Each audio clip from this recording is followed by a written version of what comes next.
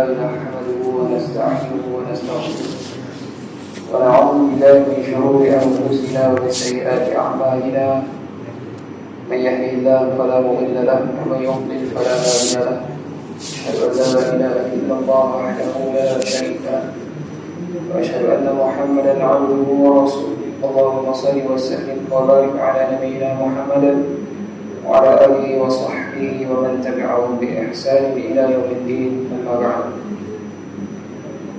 Bismillah muslimat yang saya muliakan, marilah sama-sama kita bersyukur kepada Allah Azza wa Jalla atas kesempatan ini. Kita dapat berkumpul untuk sama-sama salat secara berjamaah, kemudian kita akan sambung berkongsi ilmu, membaca dan bertadabbur ayat-ayat Allah Subhanahu wa taala. InsyaAllah kita akan sambung pada surah yang baru, iaitu surah Nuh. Setelah mana kita selesai surah Al-Ma'arij, kita akan sambung surah Nuh.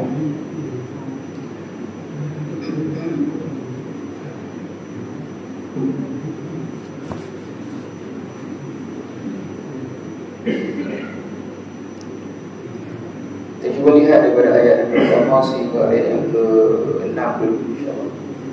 أعوذ بالله من الشيطان الرجيم بسم الله الرحمن الرحيم إنا أرسلنا نوحا إلى قومه أن أنذر قومك من قبل أن يأتيهم عذاب أليم قال يا قوم لكم نذير مبين أن اعبدوا الله واتقوه وأطيعون يغفر لكم من ذنوبكم ويؤخركم إلى أجل مسمى إن أجل الله إذا جاء لا يؤخر لو كنتم تعلمون قال رب إني دعوت قومي ليلا ونهارا فلم يزدهم دعائي إلا فرارا. Dengan nama Allah yang Maha Pemurah lagi Maha Pengasih, sesungguhnya kami telah mengutus Nabi Nuh kepada kaumnya dengan berfirman kepadanya, berilah peringatan dan amaran kepada kaummu sebelum mereka didatangi azab yang tidak terperi sakitnya.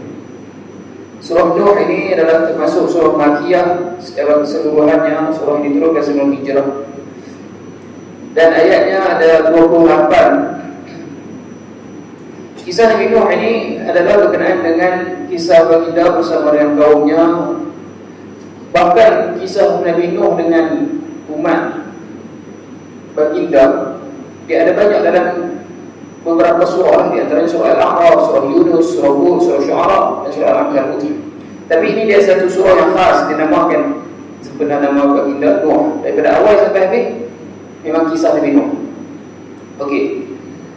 Kaum Nabi Nuh dulu ni menyembah berhala, lalu Allah Ta'ala hantar Nabi Nuh. Allah Ta'ala utuskan menjadi Rasul Nabi Nuh. Bila Allah Azza wa Jalla berfirman ayat pertama, Inna arsalna Nuhan, maksudnya apa? Inna qad qadarat hikmatuna an nursila Nuhan alaihi salam ila qaumi. Telah tetaplah hikmah kami, iaitulah kami utuskan Nuh kepada kaumnya. Utuskan dengan tujuan apa? Seakan-akan Allah Azza wa Jalla nak jelaskan, Ya Nuh alaika an tunzirahum wa tukhawwifahum min azabina. Wahai Nuh, engkau perlu memberi peringatan kepada mereka, memberi amaran kepada mereka daripada azab kami ataupun tentang azab kami. Wa anta tad'uhum ila ikhlasil ibadati lana, dan engkau perlu menyeru mereka ikhlas dalam beribadah kepada kami. Kami di sini maksudnya Allah kan. Guna perkataan kami lana ni nun daripada nun Allah, maksudnya nun kebesaran. Min qibali an yanzila bihim adabun mu'lim, sebelum turun kepada mereka ataupun sebelum menimpa mereka adab yang pedih. la taqata lahum bidaf'ihi, mereka tidak akan mampu menahannya. Karena hadal adab min Allah Taala alladhi la rada liqada'i, karena adab ini adalah daripada Allah Taala yang mana tidak ada sesiapa pun mampu menolaknya. Kemudian bila mana Allah guna istilah ataupun ungkapan an anzir qaumaka, engkau benar ataupun perlulah engkau ini memberi peringatan kepada kaummu. Jadi tafsiran Syekh Tantawi ini dia kata Allah Azza wa Jalla guna istilah ni ataupun ungkapan seakan-akan nak bagi semangat, nak bagikan semangat baginda Nabi Nuh dalam berdakwah ni. Lianna qauma rajuli yahrisul insanu ala manfaatih, bila mana ataupun kerana bila mana disebutkan kaum seseorang, dia akan rasa dekat lah juga.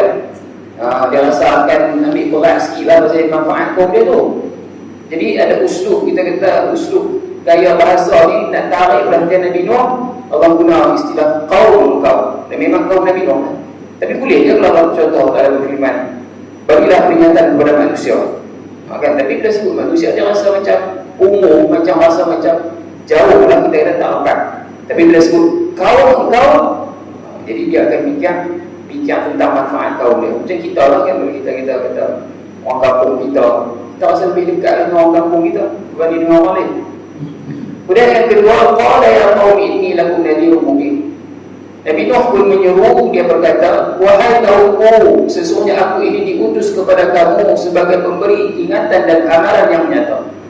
Ayat ketiga, iaitu sembahlah kamu akan Allah dan bertakwalah kepadanya serta taatlah kamu kepada-Ku. Okay, ini dua ayat bermulanya kita kata dialoglah perbicaraan Nabi Nuh dengan kaum dia. Kalau ayat kedua itu Nabi Nuh bercakap, Allah Ta'ala cerita tentang ungkapan Nabi Nuh, kata-kata Nabi Nuh. Jadi Nabi Nuh minta ataupun seru kaum dia. Nabi Nuh kata apa? Aku ini adalah nadhir mubin, memberi peringatan yang nyata. Seakan-akan Allah Azza wa Jalla cerita tentang Nabi Nuh ni, dia guna gaya bahasa yang lemah lembut, ala sabili talaqquf fil nushi wa taqarrubi ila qulubihim, dan juga tujuan nak dekat kepada hati-hati kaum dia ni. Bila mana dia kata apa? Ya qaum, wahai kaumku, ya ahli, wahai ahli keluargaku, wa ashirati, wahai kaum kerabatku, aku ini adalah memberi peringatan kepada kamu. Wala as'alukum ala hadha illa al-khalis ajra, aku tak minta apa-apa bayaran pun daripada peringatan yang murni yang aku sampaikan ini. Wa innama altabisu ajri min Allah, aku hanya harapkan balasan daripada Allah. Banyak ayat-ayat dalam Al-Quran tuan-tuan, Allah Azza wa Jalla sebut tentang para rasul. Allah suruh sebut bahawa kami ini, para rasul ataupun aku ni, tak minta balasan daripada kamu ni. Bukanlah main bagi peringatan dakwah suruh sebab apa. Apa bayar kat aku? Aku bagi peringatan baik ni kat apa ni? Itu masalah. Tapi tak, balasan hanya diharapkan daripada Allah. Semua para rasul macam tu. Bahkan ada ayat tentang Nabi Muhammad SAW. Allah Ta'ala kata, Nabi ini dia tak minta balasan melainkan apa? Cuma nak habang kata seakan-akan Nabi mengharap balasan apa? Balasan yang cukuplah kalau hampa beriman, itu pun dah kira balasan yang baik untuk aku. Faham tuan-tuan kan? Macam kita lah, kita mau minta banyak-banyak dah, kan? Hang jadi baik pun dah, benda tu dah aku rasa sebagai ganjaran besar pun. Mak bapak kan, mak ibu dan bapa ni bila mana duk didik anak-anak, kan, adakah mengharapkan anak-anak besar nanti belajar pandai-pandai, besar ajar-ajar hebat-hebat, boleh balas jasa mak ayah, bagi mak ayah kaya pula? Mungkin ada itu betul, tapi banyak kan mak ayah tak ada macam tu. Anak-anak jadi baik, baiklah, itulah yang mak ayah nak, bukan nak balasan apa-apa. Kemudian apa lagi yang diminta atau didakwah oleh Nabi Nuh ni? Iaitulah sembahlah Allah. Inni lakum, yakni aku ni adalah untuk kamu ini betul-betul memberi peringatan. Kalau dalam bahasa Arab kita faham tuan-tuan. Jadi Syekh Tantawi pun dia guna, dia jelaskan tentang tafsiran ini. Bila mana disebutkan inni lakum, sesungguhnya aku untuk kamu. Nah, habang terdekat semua ni. Aku ni untuk kamu lah. khas untuk kamu ni sebagai pemberi peringatan. Kamu semua kenalah sembah Allah. Ini abdullah, maksudnya beribadah ni bukan semata-mata sembah kita kata dari segi solat saja, tapi ibadah secara menyeluruhnya taat kepada Allah. Bagaimana Allah Azza wa Jalla berfirman, "Man yuti'ir rasul faqad ata'a Allah." Siapa yang taat kepada Rasul maka dia telah taat kepada Allah. Tengok Nabi Nuh dia dakwah kita, "Ta'budullah," sembah Allah, beribadah kepada Allah. "Wattaqu," dan bertakwa kepadanya. Ini dua benda ni untuk Allah. Ibadah, bertakwa khas untuk Allah. Yang ketiga, ati'un, taatlah aku. Memang taat barulah taat kepada Nabi Nuh. Soal taat ni untuk manusia tak apa. Tapi kalau soal ibadah tak boleh. Soal takwa pun tak boleh. Dia tak boleh lah kita dakwa, kita seru orang ni bertakwa kepada aku. Tak boleh. Takwa kepada Allah. Apalagi ibadah, hanya semata-mata kepada Allah. Kemudian yang keempat, supaya Allah mengampunkan bagi kamu sebahagian dari dosa-dosa kamu dan memberi kamu hidup dengan tidak terkena azab hingga ke suatu masa yang tertentu. Maka segeralah beribadah dan bertakwa, kerana sesungguhnya ajal yang telah ditetapkan Allah apabila sampai masanya tidak dapat ditangguhkan. Kalaulah kamu mengetahui hakikat ini, tentulah kamu segera beriman. Okey, dalam bahasa Arab, bila mana Allah Azza wa Jalla sebut, Allah berfirman, kisahkan bahawa Nabi Nuh sebut jenis yaghfir lakum. Dia asal pada perkataan ghafara ni mengampunkan. Asal dia fi'il mudhari' dia disebut yaghfiru. Tapi dalam ayat ni dia tak jadi yaghfiru, dia jadi yaghfir. Dia dijazamkan, dia disukunkan. Sebab apa disukunkan? Dalam kaedah bahasa Arab dia disebut sebagai jawabul amr. Jawab ataupun hasil daripada perintah tadi tu. Apa dia perintah tadi? Sembah Allah, bertakwa padanya, taat aku. Hamba buat semua ni, kesan dia apa dia? Yaghfir lakum, Allah ampunkan hamba. Itu spesialnya bahasa Arab tu. Tengok tambahan pun tahu, kesan dia ni. Tapi kalau Allah Azza wa Jalla sebut yaghfiru, dia tak ada kaitan dengan tadi. Saja-saja kita kata Allah Ta'ala ampunkan kamu. Tapi tak, kerana Allah Ta'ala guna yaghfir. Ulama orang Arab dia baca dia faham bahawa kesan daripada taatnya kamu, bertakwanya kamu, ibadahnya kamu kepada Allah, taat pada Allah, taat kepada Nabi Nuh, bertakwa kepada Allah, kamu akan diampunkan dosa. Allah akan ampunkan dosa kamu seluruhnya. Sebagian tafsiran kita seluruhnya, tapi sebagian kata min dzunubikum, sebahagian daripada dosa-dosa kamu. Apa dia yang maksudkan sebahagian ni? Iaitulah dosa-dosa yang kamu telah lakukan sebelum kamu beriman. Macam agama Islam juga lah. Agama yang dibawa oleh Nabi Muhammad SAW. Al-Islam yahdimu ma qablahu. Islam itu menghapus segala yang seluruhnya. Al-Qamaqal Nabi sebut tentang perkara ini ketika mana ditanya oleh Amr bin Al-As. Amr bin Al-As itu tuan Amr, beliau orang yang hebat politik dan seumpamanya. Bila mana dia masuk Islam, dia masuk Islam agak lewat. Dia nak masuk Islam, dia berkata kat Nabi, dia pula isyaratkan Nabi. Dia tak boleh masuk, aku nak masuk Islam, tapi dengan syaratnya segala dosa aku diampunkan. Jadi Nabi kata betul ya. Memang itu tidakkah kau tahu, Nabi kata memang Islam itu menghapus apa yang sebelumnya. Itu juga dengan umat Nabi Nuh. Kalau hamba beriman, sembah Allah semata-mata, Allah ampunkan sebahagian dosa hamba yang sebelum ni. Kemudian sebahagian pula tafsirkan bahawa Allah ampunkan segala dosa yang berkaitan dengan Allah saja. Adapun berkaitan dengan manusia, itu lainlah. Ini satu tafsiran. Sebab tu sebagian ulama kata dosa dengan Allah ni mudah tu kan. Bukan maksud mudah macam mana, mudah diampunkan.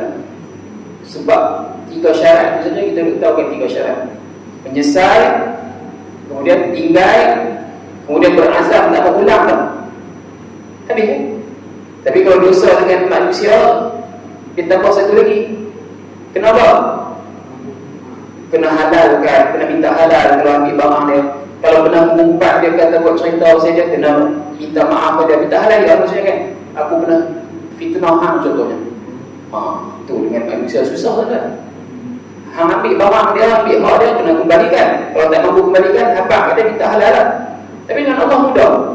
Dan Allah itu Maha Pengampun. Okay.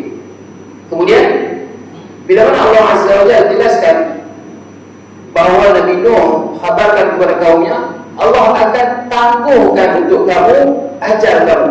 Apa yang dimaksudkan tangguh ajal ni? Tangguh tempoh apa? Maksudnya bagi panjang masa lagi. Jadi sebagian tafsiran menyebutkan bahawa bila mana beriman, bertakwa kepada Allah, dia ada kesan yang lainnya sehingga Allah ampunkan dosa.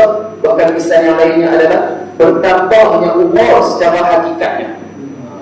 Wa qad yastadillu bi hadhihi al-ayat man yaqul inna at-ta'ata wal birra wa silata ar-rahim yuzalu biha fil 'umri haqiqah. Dan sebahagian yang berdalil dengan ayat ini, dia berkata apa?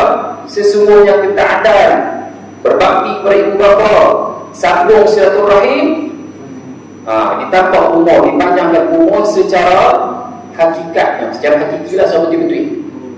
Walaupun sebagian kata tambah tu dari segi perkataan, umur tu ditetaplah sampai sekian-sekian.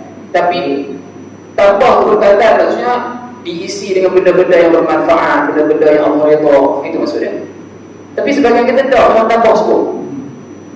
Dan dia memang dalam takdir itu, sebab takdir ni Allah Ta'ala tetapkan takdir yang mu'allaq, yang tergantung dengan doa, tergantung dengan amalan-amalan. Tapi Allah Maha mengetahui, Allah tahu dah.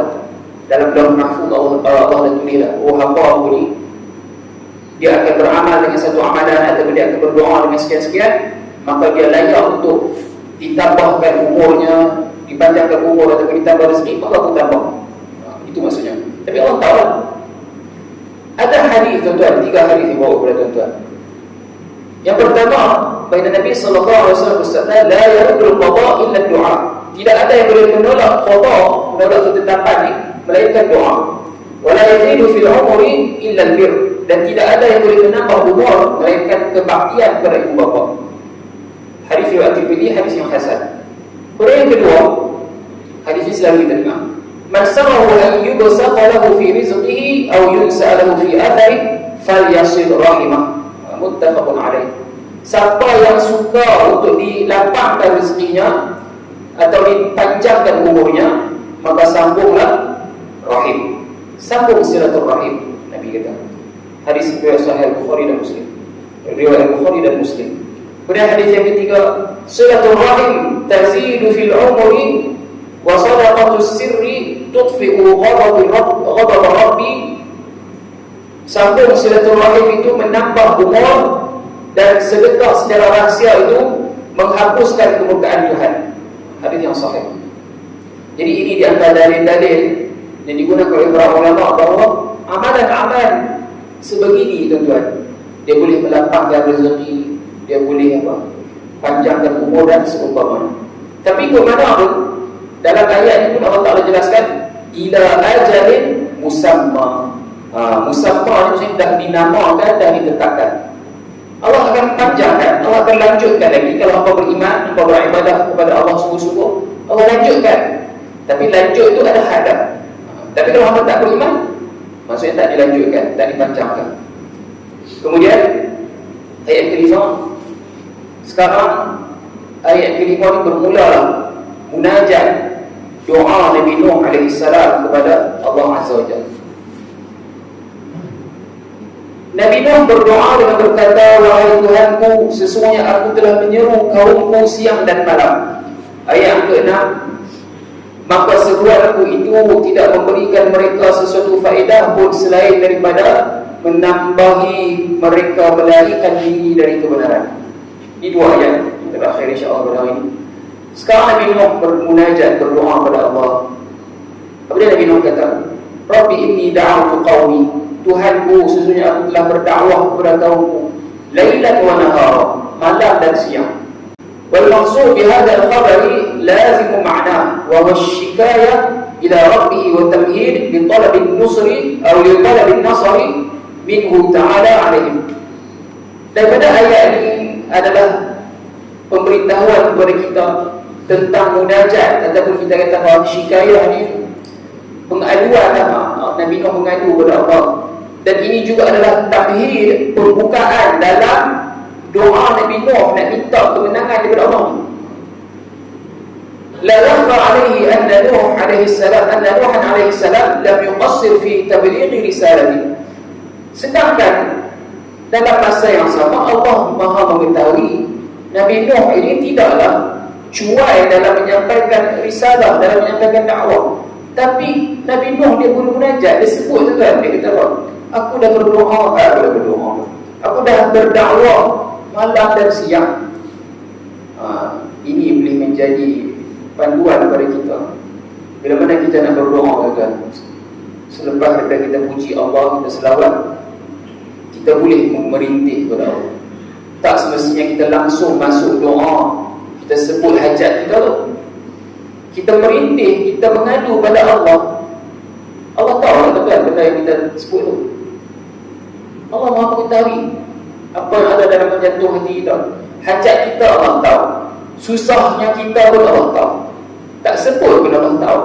Tapi Allah nak hamba dia ni tunjuk rasa rendah diri, rasa kehambaan di hadapannya, bermunajat dan sebut. Bila kita sebut tu, ya Allah, aku ni tidak berdaya, ya Allah. Allah Maha mengetahui memang kita tak ada kuasa, tak ada daya upaya. Tapi bila kita mengaku sungguh-sungguh ni, nampaklah ada kesungguhan kita di dalam berdoa. Sebab tu dalam beberapa ayat mengisahkan tentang beberapa orang Rasul, mereka berdoa, mereka tak sebut hajat mereka tuan, tapi mereka doa dengan cara mereka mengaku salah. Dan juga ada yang berdoa dengan cara mengadu tentang susahnya diri tu. Contohnya mudah, Nabi Yunus alaihissalam. Nabi Yunus bila mana dia merajuk dengan kaum dia tuan, kita tahu cerita ditelan oleh ikan. Bila mana ditelan oleh ikan, Allah Ta'ala uji Nabi Yunus, ditelan oleh ikan yang besar. Nabi Yunus dia tak ada berdoa, ya Allah, lepaskanlah aku daripada ikan ni. Tapi Nabi Yunus baca apa? La ilaha illa anta subhanaka inni kuntu minadh dhalimin. Tidak ada Tuhan yang berhak disembah melainkan Engkau, ya Allah. Maha suci Engkau, aku ini adalah termasuk orang yang zalim. Sebab apa dia mengaku termasuk orang yang zalim? Sebab dia dah buat salah, dia tinggal dakwah kaum dia. Cukuplah kita mengaku kan, ya Allah, hamba aku ni banyak berdosa, ya Allah. Bila kita mengaku macam tu, apa tujuan kita tuan? Tujuan kita minta ampun. Begitu juga Nabi Ayub. Nabi Ayub bila mana diuji, ada riwayat sebut 18 tahun diuji dengan sakit kulit yang teruk. Nabi Ayub dia berdoa, dia tak adalah dia minta, ya Allah sembuhkanlah aku, sembuhkanlah. Bahkan ada riwayat sebut cerita tentang Nabi Ayub ni ditanya oleh isteri ataupun ahli keluarga dia, waktu berdoa dia rasa malu dia kata. Sebab apa? Sebab umur dah panjang lama dalam keadaan sihat, dalam keadaan senang. Tiba-tiba Allah mau uji 18 tahun, dah nak berdoa dan minta Allah hilangkan penyakit kan. Tapi beliau bermunajat, merintih kepada Allah, dia kata apa? Rabbi inni massani yadur wa anta arhamur rahimin. Wahai Tuhan, sesungguhnya aku ini telah terkena mudarat, aku telah terkena penyakit. Sesungguhnya Dikaulah yang paling mengasihi di antara yang mengasihi. Nabi Ayub dia tak sebut, dia tak minta Allah sembuhkan penyakit, tapi sekadar dia menyebut, dia merintih kepada Allah Azza wa Jalla. Dia mengaku dia ditimpa penyakit, kemudian dia puji Allah bahawa Allah itulah yang Maha Pengasih. Jadi Nabi Nuh pun begitu. Beliau merintih kepada Allah, mengaku kepada Allah bahawa beliau telah berdakwah, telah menyeru kaumnya siang dan malam. Kemudian falam yazidhum du'ai illa firara. Nabi Nuh kata, tak adaklah yang menambah mereka itu, maksud menambah tidak bagi kesan apa-apa kepada mereka, dakwah dia itu tak bagi kesan apa-apa, melainkan hanya apa? Melainkan hanya semakin kuai lari saja, itu maksudnya. Illa firara. Kok lah ada tambah sikit-sikit tu, dah makin lari kuai. Tuan-tuan tahu tak, umat Nabi Nuh yang baginda yang selamat lebih kurang berapa puluh orang saja. Ada riwayat sebut 80-70 saya tengok, tapi tak sampai 100 lah. Bayangkan 950 tahun tu kan berdakwah. InsyaAllah. Dan umur Nabi Nuh, saya ingat saya pernah sebut, umur beliau 1050 tahun. Orang salah faham, ada 950 tu famakatha fi qaumi, beliau duduk dengan kaumnya. Maksudnya duduk ni dalam tempoh dakwah 950 tahun. Ada riwayat sebut umur 40 jadi rasul, 990. Kemudian Allah selamatkan daripada banjir, hidup pula lagi 60 tahun jadi 1050 tahun. Wallahu a'lam.